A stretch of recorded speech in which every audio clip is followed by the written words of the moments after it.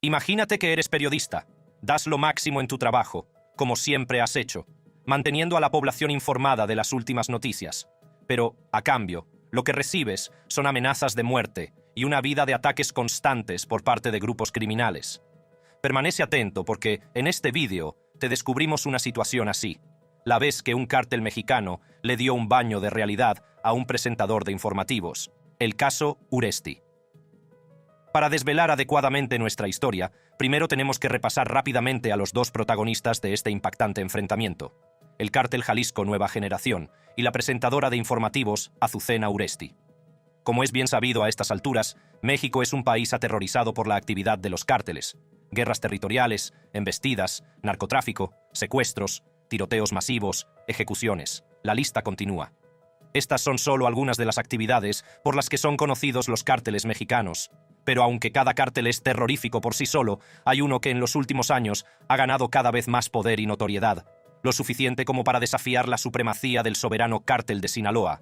Hablamos, por supuesto, del cártel Jalisco Nueva Generación, o CJNG. El CJNG nació de la desarticulación del Cártel del Milenio, fundado en los años 70 por la familia criminal Valencia en Michoacán. El grupo, según el periodista Luis Chaparro, solía ser uno de los cárteles con mayor poder financiero de México. A principios de la década de 2000, eran los principales aliados del cártel de Sinaloa, lo que aumentó aún más su influencia. Sin embargo, las cosas dieron un giro drástico en 2009, cuando el líder del cártel del Milenio fue capturado, y en 2010, cuando el jefe del cártel de Sinaloa fue abatido por las fuerzas especiales mexicanas. Como resultado, el poderoso cártel del Milenio se dividió en facciones más pequeñas y rivales. Una de ellas no era otra que el cártel Jalisco Nueva Generación. El poder económico del cártel comenzó con la agricultura, centrándose más concretamente en los aguacates. Sin embargo, en poco tiempo se introdujeron rápidamente en el narcotráfico, sustituyendo los inofensivos aguacates por drogas como la metanfetamina. La razón de un cambio tan drástico la explica el capo del cártel, Nemesio Rubén Oseguera Cervantes, conocido como El Mencho. Trabajando en el negocio del narco desde que era un adolescente, el Mencho se casó con la familia Valencia y creó una alianza con ella que acabaría creciendo hasta convertirse en el CJNG que conocemos hoy en día. Para desmarcarse de sus grupos rivales, el CJNG se ha dedicado a cumplir un simple objetivo: ser el cártel más brutal y violento de todo México. Para lograr este ansiado título, el grupo siempre hace gala de su potencia de fuego. Visten uniformes de estilo militar y no tienen reparos en mostrar su armamento pesado y de grado militar. Su arsenal está repleto de armas, como fusiles de asalto con lanzagranadas y ametralladoras pesadas, como un potente rifle de francotirador del calibre 50. Con semejante poder, cabe decir que probablemente a nadie le gustaría convertirse en enemigo o interponerse en el camino de los miembros del CJNG. Sobre todo si tenemos en cuenta que, a diferencia de otros cárteles que suelen limitarse a sobornar a las autoridades, los miembros del CJNG prefieren intimidar y amenazar a sus rivales con su enorme violencia paramilitar. Muchos de los métodos utilizados por el CJNG fueron tomados de otro cártel hiperviolento, los Zetas. Lo que realmente les diferencia de cualquier otro cártel no es su extorsión o su brutal violencia contra civiles, sino su voluntad de enfrentarse directamente y atacar al propio ejército mexicano. Ese es su principal objetivo, como se vio en mayo de 2015, cuando los miembros de la banda utilizaron RPG para derribar un helicóptero militar que creían que estaba rastreando a El Mencho. Pero la lista de actos del CJNG continúa. Son bien conocidos por varias masacres y atrocidades como las masacres de Michoacán de abril de 2012, la masacre de Veracruz de septiembre de 2011, las masacres de Nuevo Laredo de 2012, etc. Es seguro decir que el cártel Jalisco Nueva Generación es ahora reconocido como el imperio de la droga más violento y peligroso de México. Lo suficientemente peligroso como para ser considerado por la Seguridad Nacional de EEUU como una organización terrorista.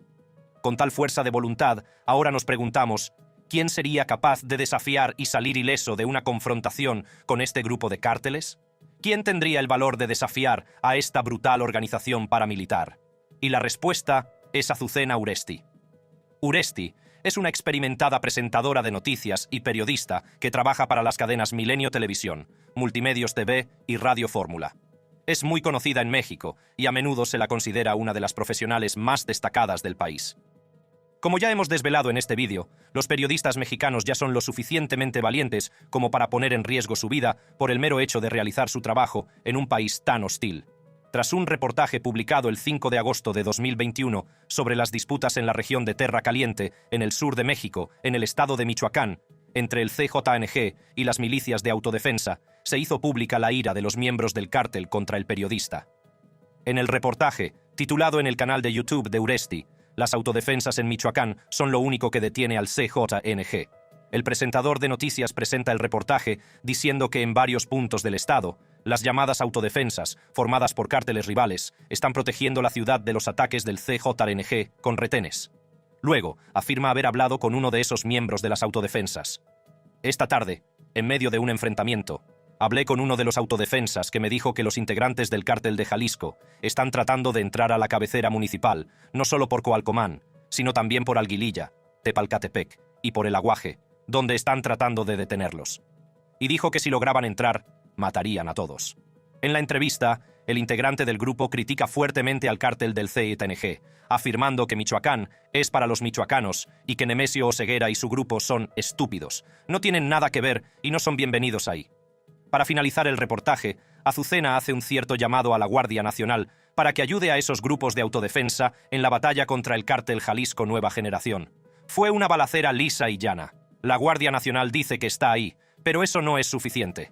No pueden contra el número y el armamento de los integrantes del cártel Jalisco Nueva Generación. Por diferentes autodefensas, por diferentes lugares, tienen que enfrentarlos, con un saldo desconocido de heridos y muertos". La respuesta del cártel llegó en un video difundido el 9 de agosto de 2021. En la grabación, un grupo de 6 hombres enmascarados y fuertemente armados rodea a un individuo sentado ante un pequeño escritorio. Este lee una declaración que atribuye a El Mencho, el jefe del CJNG. Aunque no está claro si el hombre que lee el mensaje es el propio El Mencho, el pronunciamiento va directo al grano. El interlocutor dice: "Azucena Uresti, donde quiera que estés te voy a agarrar y te voy a hacer comer tus palabras, aunque me acusen de feminicida porque no me conoces. Rubén Oseguera Cervantes, no soy cobrador ni extorsionador, tampoco secuestrador. Como representante del cártel Jalisco Nueva Generación, dirijo este mensaje directamente a Milenio. No estoy en contra de la libertad de expresión, pero sí de quien me ataca directamente". Amenazando a la cadena de televisión Milenio, el comunicado criticaba lo que calificaba de cobertura sesgada del conflicto en la ciudad y exigía en su lugar una cobertura mediática equilibrada. Su principal queja era que el canal de noticias por cable estaría favoreciendo a los llamados grupos de autodefensa que estarían luchando contra el CJNG en el estado de Michoacán. El hombre termina el comunicado amenazando también a otros medios de comunicación como El Universal y Televisa. También mencionan a Hipólito Mora, un hombre que organizó una autodefensa en Michoacán años atrás. Además, acusaron a líderes y grupos de cárteles rivales, como los Viagras, de disfrazarse de autodefensas y dar dinero a los medios. Esto se debe a que, según ellos, esos cárteles rivales serían las únicas organizaciones que podrían permitirse el armamento del que dispusieron durante el enfrentamiento. Aunque no se ha podido confirmar ni la fuente del vídeo, ni el hecho de que se trate realmente de hombres del CJNG, los expertos afirman que, no obstante, una amenaza pública de este tipo debe tomarse en serio. Parece que en un país como México, todos los esfuerzos no parecen ser suficientes para mantenerse a salvo, sobre todo si se es periodista. Según los investigadores, una amenaza de este tipo podría significar una escalada de violencia e intimidación contra los periodistas en el país. Una predicción que desgraciadamente se ha confirmado, como veremos ahora mismo. México, una tierra peligrosa. Para entender en detalle el episodio de este vídeo, tenemos que comprender el hecho de que México es algo más que un entorno nocivo, peligroso y tóxico para la actividad periodística. Es, de hecho, el lugar más peligroso del mundo para los periodistas. Pero, ¿por qué? Los ataques a periodistas forman parte del problema más amplio de México, con la narcoviolencia y las constantes guerras territoriales entre cárteles rivales y jefes políticos corruptos. Ciudadanos e investigadores mexicanos afirman que la situación se agrava por el hecho de que el crimen organizado mexicano opera junto con el Estado, lo que significa que los criminales y los políticos pueden silenciar a los periodistas con casi total impunidad. Según ellos, abogar por la libertad de prensa es la raíz del problema. Como lo define Leopoldo Maldonado, director de la Organización de Derechos Humanos, artículo 19, para ser periodista en México hay que aceptar el hecho de que existe una clase política que se resiste y no acepta la crítica pública. Ser periodista en México también es como navegar por un campo minado, ¿no? Conocer bien tu contexto, saber a quién puedes preguntar, qué preguntar y cómo presionar si quieres sobrevivir. Según el corresponsal del Comité para la Protección de los Periodistas en México, Jan Albert Hudson, México sufre una crisis polifacética en materia de libertad de prensa. La situación no ha dejado de empeorar en los últimos años, culminando en 2020 con el pésimo estatus del país como el más mortífero del mundo para los reporteros. La crisis se deriva principalmente de la impunidad. Diversos informes periodísticos a lo largo de los años, como el de The Guardian, han afirmado que México ha sido el lugar más peligroso del mundo para ser periodista, fuera de una zona de guerra activa. Pero hoy en día, el problema es peor que nunca. Según el CPJ, que investiga los ataques contra la prensa en todo el mundo, 13 reporteros fueron asesinados en 2022. 10 de ellos, con motivos aún no confirmados. Es la cifra más alta registrada por la organización, que empezó a rastrear sus datos en 1992. Y por si los datos no fueran suficientemente inquietantes, en conjunto, el 90% de todos los asesinatos de periodistas siguen sin resolverse. Los defensores de la libertad de prensa esperaban que la situación mejorara con la elección del presidente Andrés Manuel López Obrador, allá por 2018. El motivo era la promesa del entonces candidato de hacer frente a la violencia contra los periodistas y acabar de una vez por todas con la impunidad de sus autores. Sin embargo, como ya hemos visto por los números y las estadísticas, las agresiones no solo han continuado, sino que son mucho peores. Y sorprendentemente, la razón de ello, como dicen los informes, bien podría ser el propio presidente. Sus ruedas de prensa diarias son las únicas interacciones públicas que tiene con la prensa. Es decir, esa es la única oportunidad que tienen los reporteros y los medios de comunicación para tratar de confrontarlo. Obrador es más bien conocido por los profesionales por su hostilidad hacia los medios de comunicación, utilizando sus conferencias diarias para reprender a los periodistas independientes y activistas. El problema ahora es peor que nunca. No. ¿Cómo? Eso dicen las cifras. Eso no es cierto. Es una diferencia fundamental, ya que no son delitos cometidos por el Estado. ¿Cómo saben si los casos no están resueltos? Porque tenemos todas las pruebas. Además, el gobierno ha recortado los fondos destinados a las investigaciones y ha debilitado el programa de protección que ofrece a los periodistas. El sistema consiste en un número extremadamente reducido de periodistas, seleccionados por las autoridades entre todos los profesionales amenazados.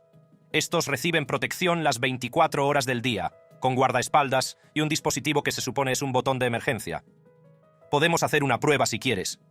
Hagámosla. ¿Cuánto tardan en llamarte? Debería ser inmediato, pero ya ha pasado. ¿Pero ha sido como qué, 30, 40 segundos? Para mí, este es un botón tonto. Si usaras este botón en una emergencia no lo conseguirías. Para mí, es inútil. En realidad solo sirve para encontrar tu cuerpo.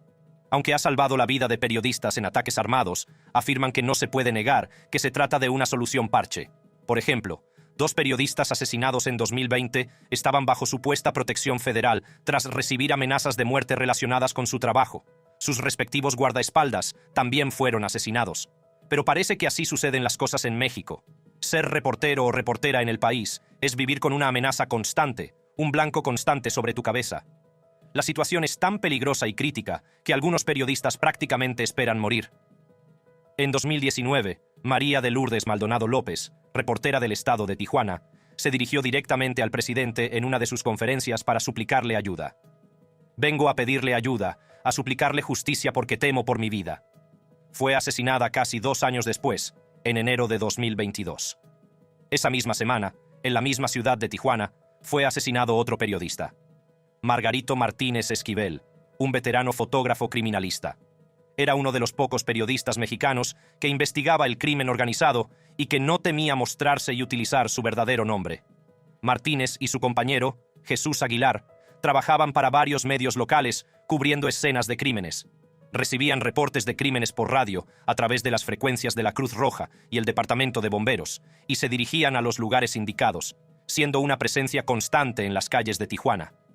Al tener que lidiar con el peligro de vivir en una de las ciudades más violentas del mundo, los colegas tenían un sistema de compañeros para mantenerse a salvo unos a otros. Desafortunadamente, eso no fue suficiente para salvar a Martínez de ser baleado afuera de su casa el 17 de enero de 2022. El caso es que quienes investigan el crimen organizado, a los funcionarios corruptos y sus conexiones, como Martínez e Ignacio Santiago, que tuvieron la suerte de sobrevivir a 7 ataques armados, son los que con más frecuencia se convierten en objetivo. Santiago, otro periodista mexicano, afirma que sus cabezas tienen un precio, y no muy caro, alrededor de $252,000. Parece que deshacerse de los reporteros es un trabajo fácil para los delincuentes. La libertad de expresión es un desastre en México. No es fácil ser periodista. Si quieres ser periodista pero no quieres problemas, tienes que ser un periodista vendido. Tienes que venderte al mejor postor y estar dispuesto a publicar lo que quieran menos la verdad. Las ciudades mexicanas son conocidas por ser víctimas de la actividad de los cárteles. Algunas ciudades están completamente tomadas y gobernadas por un grupo criminal, mientras que otras son tierra de nadie, más bien un territorio disputado. Y en la batalla y lucha diaria por el poder, quizá una de las armas más valiosas sea la información. Una ruta retorcida. En medio de esta batalla continua, lo que vemos son diferentes grupos y facciones que, para ganar esta guerra de la información, deciden apoderarse de los flujos de información e instrumentalizarlos. Como resultado, crean un fenómeno extremadamente dañino: las páginas anónimas de Facebook, es decir, páginas y perfiles de Facebook gestionados por personas o grupos que no se identifican y eligen qué y cómo compartir la información que quieren. Hasta aquí todos sabemos cómo funcionan las redes sociales. Al mismo tiempo que puede ser la forma más democrática de que cualquiera pueda obtener su información donde quiera, también es un lugar donde cualquiera puede tergiversar fácilmente esa misma información y, como resultado, construir comunidades peligrosas que no pueden difundir más que mentiras y miedo. Millones de mexicanos, por ejemplo, no tienen acceso a Internet. En cambio, tienen Facebook en sus teléfonos de forma gratuita, y ahí es donde van para obtener sus noticias diarias. Ahí es también donde van a buscar lo que quieren ver. Páginas anónimas que comparten información sobre los actos violentos y delictivos que ocurren en varias ciudades mexicanas. Una queja común que tienen algunos ciudadanos es que los periodistas no descubren la verdad detrás de cada acto criminal y de los grupos del narco. La gente dice que no cuentan toda la historia, mientras que esas páginas de Facebook siempre describen esos incidentes con todos los detalles truculentos que se pueden obtener en un reportaje completo con nombres, fotos sin censura e información sobre presuntos miembros de bandas, líderes criminales y políticos corruptos. Datos e imágenes que los periodistas de investigación no comparten. Pero quizá se pregunte por qué, y la respuesta es sencilla. Los periodistas no publican esta información no por incompetencia, sino por elección. Aunque a primera vista pueda parecer que esas páginas exponen y denuncian el submundo criminal, los reporteros sospechan que en realidad son instrumentos creados por los propios cárteles para dejar fuera a sus rivales, trabajando en nombre del crimen organizado. Estos sitios web anónimos nos causan problemas por la forma en que escriben las cosas, por la forma en que presentan temas muy delicados. Pero para empeorar aún más este escenario, algunos periodistas mexicanos conocidos por su trabajo de investigación, como Ignacio Santiago y Margarito Martínez, acabaron siendo acusados de tener relación con dichas páginas.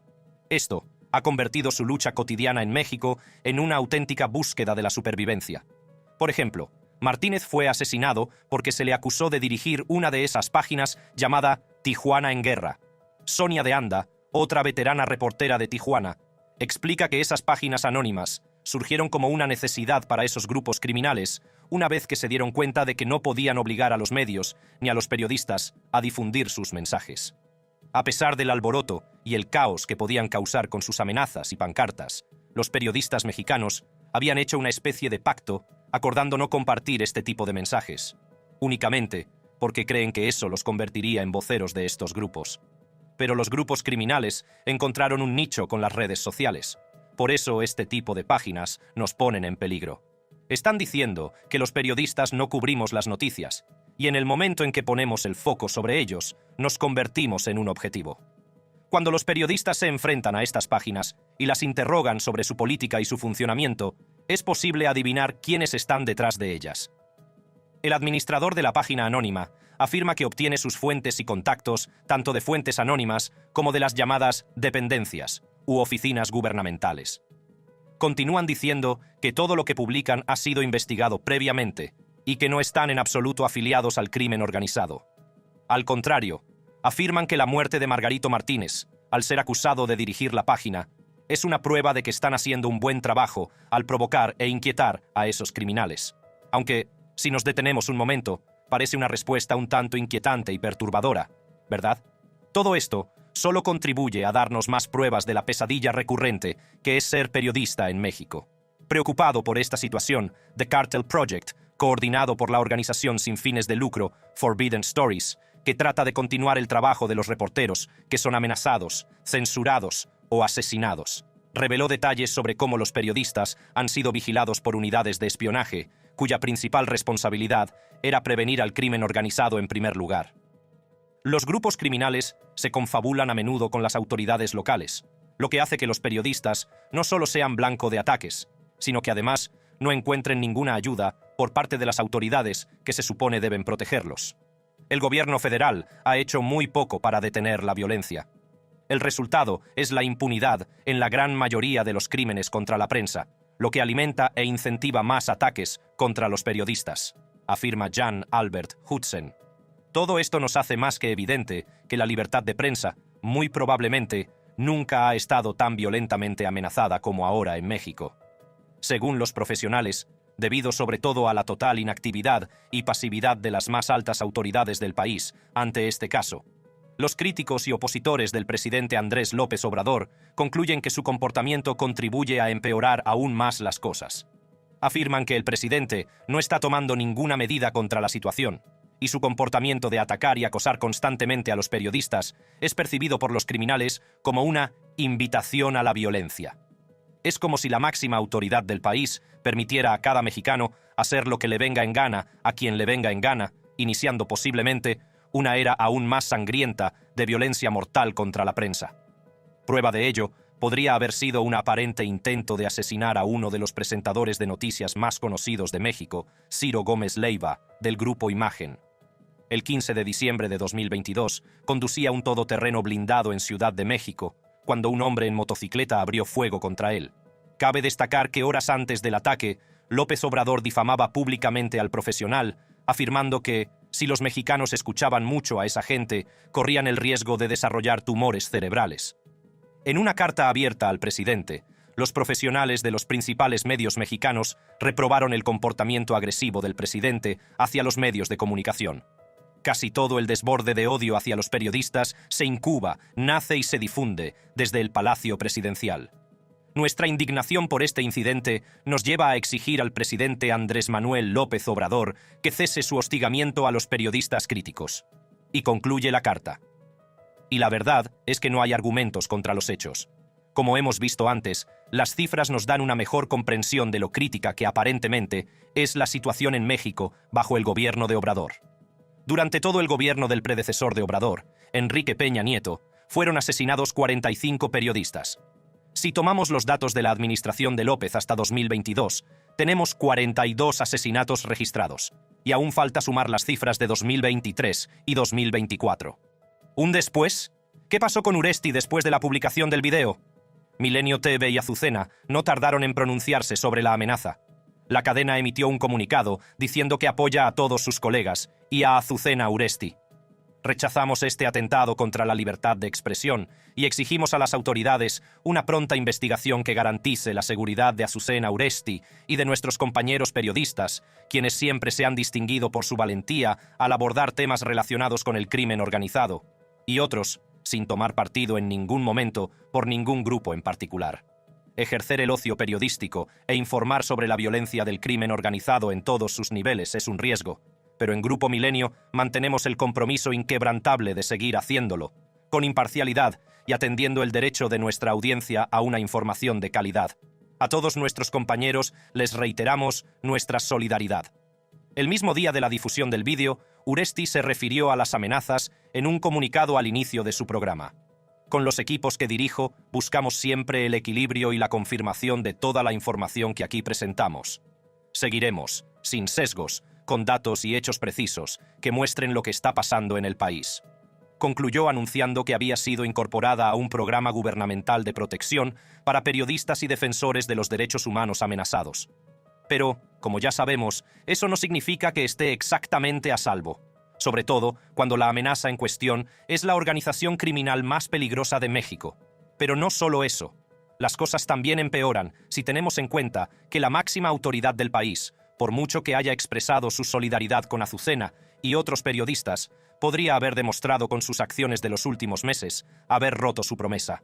En aquel entonces, López Obrador dijo: «Quiero expresar mi solidaridad a la periodista Azucena Uresti por la amenaza que recibió de una de las organizaciones criminales. Quiero decirle que cuenta con nosotros desde que me enteré. Ya se estableció comunicación con ella. Vamos a proteger a Azucena y debemos proteger a todos los mexicanos. Es nuestra responsabilidad. La autoridad ya no está en manos de las mafias, por lo que reitero mi solidaridad con esta periodista, Azucena Uresti, y a todos los periodistas, garantizando que nuestro gobierno siempre protegerá a quienes ejercen esta profesión». Después de que otras personalidades como novelistas, analistas políticos y expresidentes inundaran las redes sociales de la periodista expresando su solidaridad, Uresti emitió su agradecimiento en Twitter, dando las gracias a todos los que le tendieron la mano. Pero en medio de tantos casos, denuncias, amenazas y asesinatos, como los que destapamos al principio de este vídeo, te estarás preguntando: ¿por qué merece la pena hablar hoy del caso Uresti? En primer lugar, porque se trata de un caso bastante inusual en realidad. Como Jan Albert Hudson describió en su día, este caso realmente destaca. Es muy raro que los cárteles del narcotráfico o los grupos del crimen organizado amenacen a los reporteros que trabajan en la Ciudad de México, y mucho menos a los presentadores de los noticieros sindicados a nivel nacional. Como lo describe el periodista Héctor de Mauleón, que también fue amenazado en 2017, el caso Uresti es el ataque más frontal contra la prensa que ha hecho un grupo armado. Lo que también sucede es que, a diferencia de todas las demás amenazas personalizadas contra periodistas en el país, que están dirigidas a reporteros locales que operan en regiones donde grupos criminales rivales luchan por el control, esta fue una amenaza poco común en forma de video a un periodista nacional conocido en toda la nación. Como hemos visto anteriormente, esos son los periodistas mexicanos que corren mayor riesgo después de todo. Los independientes, que trabajan para pequeños medios locales con escasa financiación, publican directamente en las redes sociales, informan para emisoras de radio comunitarias o imprimen modestos semanarios.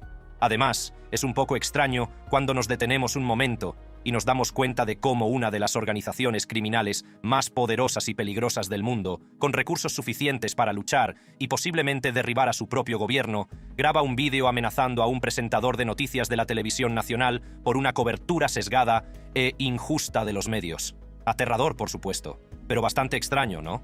Como Hudson describe, se trata del mismo grupo que presuntamente planeó y llevó a cabo un ataque contra el jefe de la policía de Ciudad de México no hace mucho tiempo y que ha organizado y llevado a cabo ataques mortales contra las fuerzas de seguridad federales, incluido el ejército mexicano.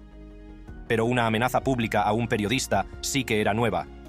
Sin embargo, hay que reconocer que el orador del vídeo tiene razón en cierto punto. Como él dice, algunos de esos grupos de autodefensa han sido infiltrados por narcotraficantes. Pero según Hipólito Mora, también amenazado en el vídeo, algunos grupos sí eran criminales, mientras que otros deben ser apoyados, ya que consiguieron echar a sus miembros criminales. Al final, esto no es más que el resultado de la larga y turbulenta historia que el Estado de Michoacán tiene con las milicias de autodefensa, lo cual, obviamente, no justifica la amenaza del CJNG. Pero esto, por desgracia, es México, el país donde los criminales se indignan. Como hemos desvelado en este vídeo, es fácil entender que el caso de Azucena Uresti no ha sido el primero y mucho menos el último ataque sufrido por periodistas mexicanos.